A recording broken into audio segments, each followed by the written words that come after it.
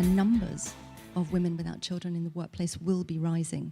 We won't know for another few years what the numbers are for those born in the 1970s that remain without children at the end of their childbearing years.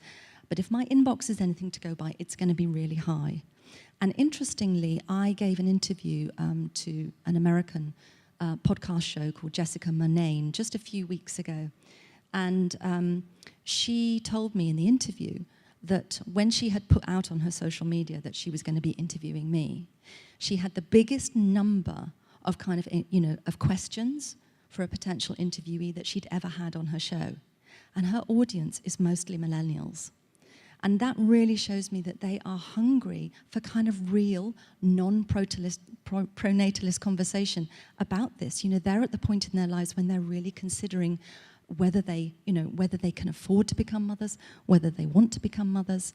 And one of the biggest questions that came up on the show was ambivalence. And ambivalence, like abortion, is another kind of taboo within a taboo. Because pronatalism tells us that real women just know, that there is no kind of questioning. You just know you want to be a mother. And if you know that you don't want to be a mother, there's something wrong with you, of course, but that, you just know. It's a really kind of straightforward thing.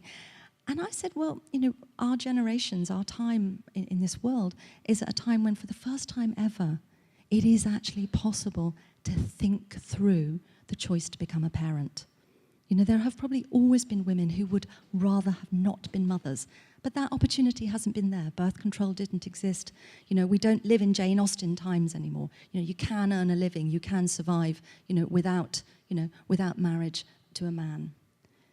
But the idea is still really difficult for people that, that this is something you need to think through. You need to be allowed to talk about, and they are really hungry for conversation around the choices, around the issues to do with becoming or not becoming a parent, and why it is that they just don't naturally know.